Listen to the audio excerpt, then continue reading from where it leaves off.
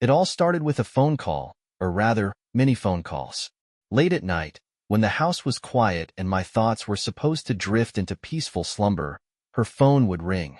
Always late. Always unexpected. She'd reach for it quickly, her fingers brushing against mine as she turned away from me in bed, whispering something under her breath before pressing decline. Sometimes she'd laugh nervously afterward, saying things like, "Wrong number," or "telemarketers again." But I noticed, oh, how I noticed, that her laughter didn't quite reach her eyes. At first, I told myself not to overthink it. After all, we had been married for 8 years, and trust is what holds two people together through life's storms, isn't it? We weren't perfect, no couple ever is, but we had built something solid. Or so I thought. One evening, after dinner, she left her phone on the kitchen counter while rushing upstairs to check on our son, Ethan, who had called out for her during his bedtime story. A moment later, the familiar chime of an incoming call shattered the silence. My heart sank, not because of the sound itself, but because of the way it felt, a sharp, intrusive reminder of secrets I couldn't ignore anymore. I stared at the screen, frozen. It wasn't just any name flashing there. It was simply unknown caller. Again. That phrase mocked me every time it appeared, taunting me with its ambiguity. Should I answer it?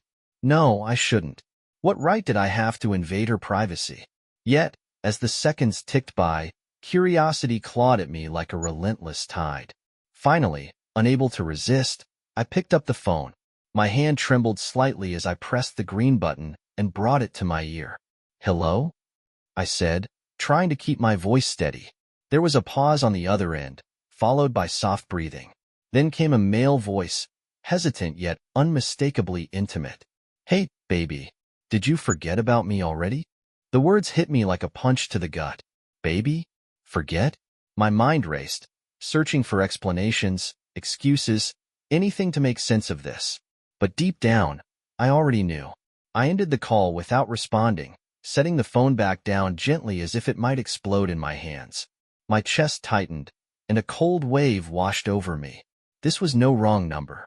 No telemarketer. Something darker lurked beneath the surface of our seemingly happy marriage. And now, I couldn't unsee it. That night, I couldn't sleep. Every time I closed my eyes, the man's voice echoed in my mind. Casual, confident, and utterly wrong. "Hey, baby." Those two words repeated themselves like a broken record, gnawing at the edges of my sanity. How could she do this to us? To Ethan? To me? She returned to the kitchen moments later, humming softly as if nothing had happened. When she saw me standing there, still holding her phone, she froze. Her smile faltered for just a fraction of a second, but it was enough. Enough to confirm what I feared most. "What are you doing with my phone?" she asked, her tone light, but laced with something else. Nervousness? Guilt? I forced myself to shrug, masking the storm inside me. "It rang while you were upstairs. I was going to bring it to you." Her shoulders relaxed slightly, and she reached for the device. "Oh, thanks," she said, slipping it into her pocket without even glancing at the screen. She kissed my cheek, her lips warm against my skin, but they felt foreign now, like a stranger's touch. We went back to bed, but sleep eluded me. Instead, I lay awake, staring at the ceiling, replaying every moment of our marriage in my head. Had I missed signs? Was I blind to the cracks forming beneath the surface? Over the next few days, I watched her more closely, not in an obvious way, but subtly, trying to piece together the puzzle of who she had become. She seemed different, distracted. Her phone was always within arm's reach, and she guarded it fiercely, never leaving it unattended again. One evening, after putting Ethan to bed, I found her sitting on the couch, scrolling through her phone with a small smile playing on her lips. It used to be a smile I adored, one that made my heart swell with love. Now, it filled me with dread. Who was she smiling at? Was it him? "Who's texting you?" I asked casually, sitting down beside her. She glanced up, startled, then laughed. A brittle sound that didn't fool me for a second. "Just Sarah," she said, showing me the screen. Sure enough, it was a message from her best friend about their upcoming girls' night out. But something about the way she angled the phone bothered me. Was she hiding something else? Later that week, another late-night call came. This time, she answered it in the bathroom, locking the door behind her. I stood outside, listening to her muffled voice through the wood. She spoke quietly, almost tenderly, though I couldn't make out the words. My fists clenched involuntarily, nails digging into my palms. When she finally emerged, she looked flustered, avoiding my gaze as she brushed past me.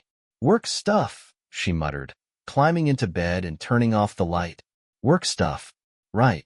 Because people discuss work stuff in hushed tones at midnight. The betrayal burned hotter with each passing day, fueling a fire I couldn't extinguish. I wanted answers, but more than that, I wanted justice. For myself, for Ethan, for the life we were supposed to share. And so, I began planning. Not rashly or impulsively, but methodically, carefully. If she thought she could destroy everything we had built without consequence, she was wrong. Terribly wronged. It was a rainy Tuesday evening when everything changed. Ethan had fallen asleep early, exhausted from a day of running around at the park. She was in the living room, scrolling through her phone again. Her constant companion these days. I sat across from her, pretending to read a book, but my mind was elsewhere. I had spent the past week gathering fragments of evidence, piecing together the puzzle bit by agonizing bit. Late-night calls. Whispered conversations. Her sudden obsession with keeping her phone close. And then there were the little things. The way she dressed differently on certain days, the faint scent of cologne that lingered on her clothes sometimes, though she claimed it was just from work. But tonight, I decided, would be the night I confronted her. Not with accusations or anger. Not yet. But with undeniable proof. I had installed an app on her phone weeks ago, one that allowed me to see incoming texts and calls remotely. It felt wrong, invasive even, but desperation drove me to extremes. As she got up to refill her tea, I slipped into the kitchen behind her and grabbed her phone from the counter. My hands shook as I unlocked it using the passcode I'd memorized long ago. Our anniversary date. A cruel irony now. The screen lit up, revealing a string of messages from an unknown number. My breath caught in my throat as I opened the thread. Unknown. Thinking about you? Can't wait to see you tomorrow. Her. Me too. Tonight wasn't enough. The words blurred before my eyes, each one cutting deeper than the last. Tonight? What did she mean by tonight? Had they met while I was home, under my own roof? I scrolled further, my stomach churning. Unknown. You're amazing, you know that? He doesn't deserve you. Her. I know. But we have to be careful. If he finds out, that was all I needed to read. My vision clouded with rage, and for a moment, I thought I might shatter the phone in my grip. Carefully, I set it back down exactly where I'd found it. My movements mechanical, robotic. When she returned, sipping her tea, she noticed the look on my face immediately. "What's wrong?" she asked, concern lacing her voice. For a split second, I considered lying, pretending nothing was amiss. But the weight of what I'd just discovered crushed any pretense of normalcy. "I know," I said simply, my voice low and steady despite the storm raging inside me. She froze, the mug halfway to her lips. "Know what?" "About him," I replied, meeting her gaze. "About your friend." Her face went pale, and the mug slipped from her hand, shattering against the floor. Tea splashed everywhere, but neither of us moved to clean it up. "Who told you?" she whispered, her voice trembling. "No one told me," I said coldly. "I saw the messages. On your phone." She sank onto the couch, burying her face in her hands. For a moment, she looked broken, vulnerable. Part of me wanted to comfort her, to ask why, to beg her to explain how this could happen. But the larger part of me, the part consumed by betrayal, refused to soften. "I'm sorry," she choked out, tears streaming down her cheeks. "I never meant to hurt you. It just happened." "Happened?" I repeated, my voice rising slightly. "You don't accidentally cheat on someone, Sarah. You don't accidentally lie and sneak around and destroy a family."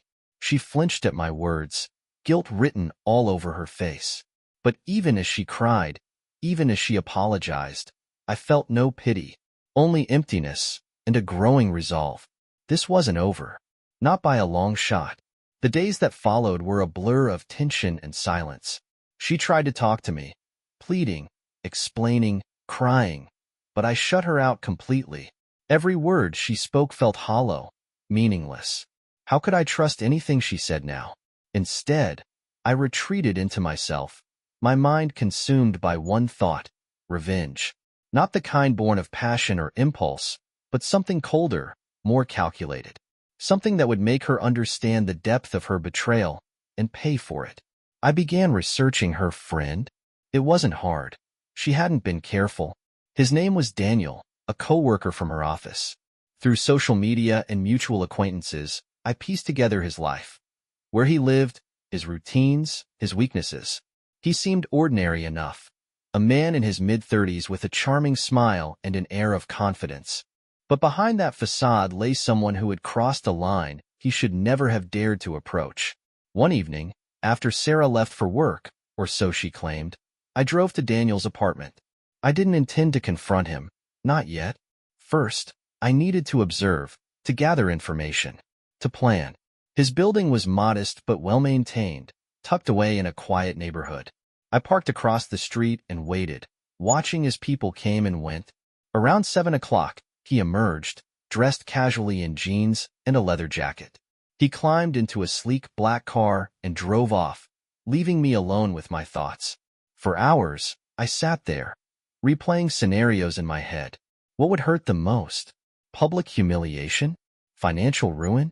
Emotional devastation? Each option carried its own appeal, but none felt sufficient on its own. No, this required something more intricate. By the time I returned home, Sarah was already in bed, feigning sleep. I stood in the doorway of our bedroom, staring at her silhouette beneath the covers. Once, I had loved her more than anything in the world. Now, looking at her felt like staring into the face of a stranger. That night, I made a decision. Revenge wouldn't just be about punishment, it would be about control. I would dismantle their lives piece by piece, forcing them to feel the same helplessness and despair they had inflicted on me. The next morning, I called in sick to work and spent the day drafting emails. Anonymous tips to their employers about inappropriate workplace behavior. Fake social media accounts spreading rumors about Daniel's infidelity, not just with Sarah, but with other women too. Small actions, perhaps, but ones designed to plant seeds of doubt and mistrust. As the days passed, I noticed subtle changes in Sarah's demeanor. She became quieter, more withdrawn. Her phone rang less frequently, and when it did, she hesitated before answering. Whether she suspected my involvement or simply sensed trouble brewing, I couldn't tell and didn't care. But I knew one thing for certain. This was only the beginning. The first sign that my plan was working came unexpectedly. It was a Thursday afternoon, and I had just returned from running errands when Sarah stormed into the house, her face flushed with anger and panic. She threw her purse onto the kitchen counter and began pacing back and forth, muttering under her breath. "What's wrong?" I asked calmly, leaning against the doorway. My tone was casual, almost indifferent, but inside, my heart raced with anticipation. "Someone sent an email to HR," she snapped, glaring at me as if I might somehow be responsible. "They're accusing me of having an inappropriate relationship with a coworker. This is insane. Who would do something like this?" I shrugged, feigning ignorance. Maybe it's a misunderstanding. Or maybe someone's trying to stir up trouble. She stopped pacing and turned to face me, her eyes narrowing. "Do you think this has anything to do with us? With what happened?" Her question caught me off guard, but I kept my expression neutral. "Why would it? Unless there's more going on than you've told me." For a moment, she looked as though she wanted to argue, but instead, she sighed and sank into a chair. "I don't know what's happening anymore," she admitted, her voice trembling. "Everything's falling apart." Part of me felt a flicker of satisfaction, justice, in its own twisted way, but it was quickly overshadowed by the cold resolve that had taken root within me. This wasn't about making her feel guilty. It was about dismantling the life she had built outside our marriage. And if that meant dragging her through the mud along with Daniel, so be it. Over the next few days, the fallout continued. Sarah received another email from HR, requesting a formal meeting to discuss the allegations. Meanwhile, Rumors about Daniel began circulating around his office. Co-workers whispered behind closed doors, casting suspicious glances in his direction. He tried to brush it off, laughing it away as jealousy or gossip, but the cracks in his confident exterior were beginning to show. Then came the social media posts. Fake accounts I had created began sharing screenshots of fabricated messages between Daniel and various women, each one more damning than the last. Some claimed he was manipulative, others called him unfaithful. Within hours, the comments sections exploded with outrage and speculation. At first, Daniel dismissed them as trolling, but as the posts gained traction, he grew increasingly agitated. One evening, while driving past his apartment, I saw him pacing on his balcony, phone pressed to his ear. From the look on his face, it was clear he was losing control of the situation. And yet, despite the chaos unfolding around them, neither Sarah nor Daniel suspected me. They were too focused on damage control, too consumed by their own guilt and fear to see the bigger picture. But I wasn't finished, not yet. One night, after putting Ethan to bed, I sat down at my computer and composed a new message. This time, it wasn't anonymous. Addressed directly to Daniel, it read, "You thought you could take what wasn't yours and get away with it. But every action has consequences. Watch your back." I hit send and leaned back in my chair, a grim smile tugging at the corners of my mouth. Within minutes, my phone buzzed with a call from Sarah. Her name flashed across the screen, but I let it ring out, unanswered. Let her wonder. Let her worry. This game was far from over. The next morning, I woke up to an eerie silence in the house. Sarah was already awake, sitting at the kitchen table with a cup of coffee in her hands. Her eyes were red and puffy, evidence of another sleepless night. She didn't look up when I entered the room, but I could feel the weight of her gaze as I poured myself a cup of coffee. "Did you get my message?" she asked quietly, her voice barely above a whisper. "What message?" I replied, feigning confusion. She hesitated, then slid her phone across the table toward me. On the screen was a text from Daniel, short, frantic, and filled with panic. "Daniel, someone knows about us. They sent me a threat. What do we do?" I picked up the phone, pretending to examine the message carefully. "This doesn't make sense," I said, keeping my tone calm and detached. "Why would someone threaten him over whatever this is?" Sarah's jaw tightened, and she snatched the phone back, clutching it like a lifeline. "I don't know," she muttered, though her trembling hands betrayed her anxiety. "But it feels like everything's spiraling out of control. Maybe you should tell HR the truth," I suggested, sipping my coffee nonchalantly. "Clear the air before things get worse." Her head snapped up, her eyes wide with alarm. "No, that would only make it worse. If they find out," she trailed off, shaking her head. "If they find out what?" I pressed, leaning forward slightly. "That you've been lying to everyone, including me?" She flinched at my words, guilt flashing across her face. For a moment, she looked as though she might cry, but instead, she stood abruptly, grabbing her bag from the counter. "I need to go," she said, avoiding my gaze. "I'll figure this out later." As she rushed out the door, I watched her leave, my mind racing. This was exactly what I wanted. To push her into a corner, to force her to confront the consequences of her actions. But there was still more to be done. Later that day, I paid a visit to Daniel's workplace. I hadn't planned on confronting him directly, not yet, but seeing him in person added a layer of authenticity to my campaign. Dressed in plain clothes and carrying a folder filled with fabricated documents, I walked into his office building under the guise of being a concerned citizen. At the front desk, I handed over a sealed envelope addressed to HR. Inside were copies of the fake messages I had created, along with a note claiming to have witnessed inappropriate behavior between Daniel and Sarah firsthand. The receptionist assured me it would be delivered promptly, and I left without saying another word. By the time I returned home, Sarah was waiting for me in the living room. Her expression was unreadable, but the tension in the air was palpable. "They called me in today," she said, her voice strained. "HR wants to investigate further. Someone submitted new evidence against us." "Against you," I corrected, emphasizing the pronoun. "Not me." She stared at me, searching my face for answers, or perhaps accusations, but found nothing. "Do you think this is funny?" she demanded, her voice rising. "Do you realize how much damage this could do to both of us?" I met her gaze evenly, my expression cold and unyielding. "Funny? No. Fair? Absolutely." For a moment, she looked as though she might argue, but instead, she sank onto the couch, burying her face in her hands. "You don't understand," she whispered, her voice breaking. "It's not just about us anymore. It's about Ethan. About our family." "Family?" I repeated, my voice sharp enough to cut glass. "You destroyed that the moment you chose him over us." Her shoulders shook with silent sobs, but I felt no pity, only resolve. This was just the beginning of their unraveling and mine. The investigation at Sarah's workplace dragged on for weeks, each day bringing new layers of tension and paranoia into our already fractured home. She spent hours on the phone with Daniel, their conversations hushed and frantic. I could hear snippets of her side, pleas for him to stay calm, promises that they'd get through this together. But the cracks in their relationship were widening, and neither of them seemed capable of holding it together.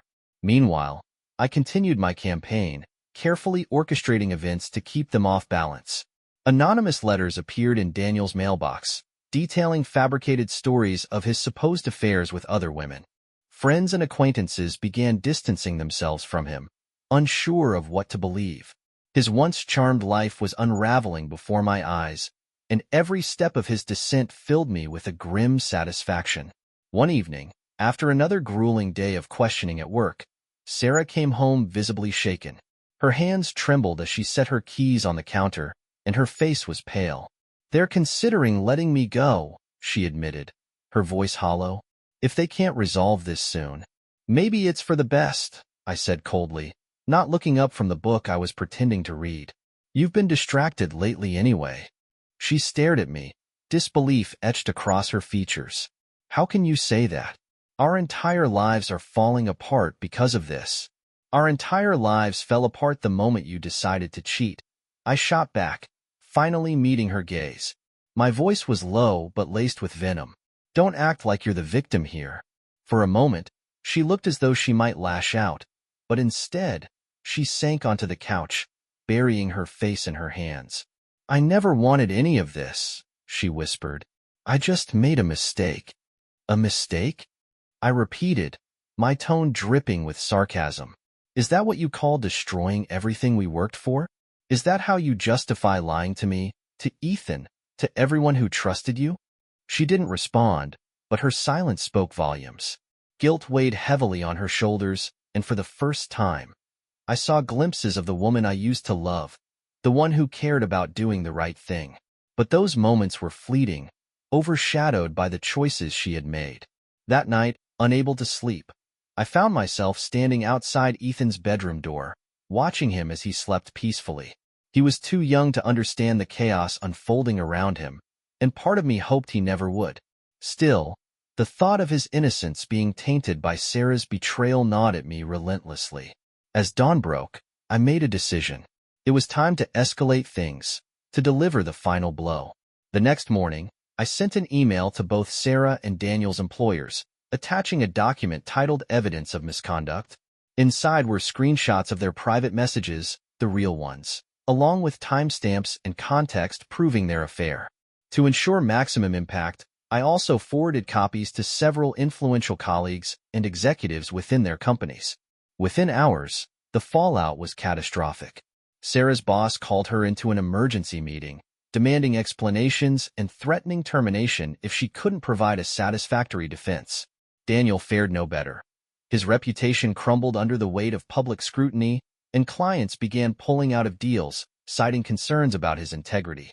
By the end of the day, Sarah returned home in tears, her career hanging by a thread. "They know everything," she sobbed, collapsing onto the floor. "How did they find out? Who did this?" I stood in the doorway, watching her fall apart. For a brief moment, I considered revealing the truth, that it was me, the man she had betrayed, who orchestrated her downfall. But something stopped me. This wasn't about gloating or claiming victory. It was about justice, and ensuring she understood the consequences of her actions. Instead, I knelt beside her, my voice eerily calm. "Maybe this is your chance to start over," I said. "To make things right for yourself, for Ethan, for everyone you've hurt." She looked up at me, her tear-streaked face a mixture of anger and despair. "You sound like you don't care anymore," she whispered. "I don't," I replied honestly. "Not about us. Not about you." Her breath hitched, and she recoiled as though struck. For the first time, I saw the full extent of the damage I had inflicted, not just on her, but on myself. Revenge had consumed me, leaving little room for anything else. In the weeks that followed, Sarah moved out, unable to face the ruins of our marriage, or me. She rented a small apartment on the outskirts of town, where she tried to rebuild her life away from the judgmental stares of friends and coworkers. Custody of Ethan became a contentious issue, but ultimately, we agreed to share responsibilities, prioritizing his well-being above all else. Daniel disappeared from the picture entirely, retreating into obscurity after losing his job and most of his social connections. Rumors circulated that he had left the city altogether, seeking refuge from the scandal that had defined him. As for me, I was left alone in the house we once shared, surrounded by memories that now felt like ghosts haunting every corner. At first, I told myself I had won, that justice had been served. But as the initial rush of vengeance faded, emptiness took its place. I realized then that revenge hadn't healed me. If anything, it had deepened the wounds, twisting them into something darker and more permanent. One evening, while tucking Ethan into bed, he asked me a question that stopped me in my tracks. "Daddy, why doesn't Mommy live with us anymore?" I hesitated, unsure of how to answer. How could I explain betrayal and heartbreak to a child who still believed in fairy tales and happy endings? "She made some mistakes," I said finally, brushing a strand of hair from his forehead. "But she loves you very much, and so do I. That's what matters most." Ethan nodded solemnly, seemingly satisfied with my response. As I turned off the light and closed his bedroom door, I felt a pang of regret, a reminder that no amount of revenge could undo the pain caused by broken trust. Months passed, and slowly, I began piecing my life back together. Therapy helped me confront the anger and bitterness that had driven my actions, teaching me to channel those emotions into healing rather than destruction. I reconnected with old friends, rediscovered hobbies I had abandoned, and focused on being the best father I could be for Ethan. Sarah and I eventually reached a fragile truce, communicating only when necessary for Ethan's sake. Though forgiveness remained elusive, I found solace in knowing that we were both trying to move forward, for his sake, if not ours. Looking back, I understood that revenge hadn't solved anything. It had merely perpetuated a cycle of pain and loss. True strength lay not in punishing others for their mistakes, but in finding the courage to forgive, even when it felt impossible. And so, I vowed to let go of the past, embracing the uncertainty of the future with hope instead of fear. Because sometimes, the hardest battles aren't fought against others, but within ourselves.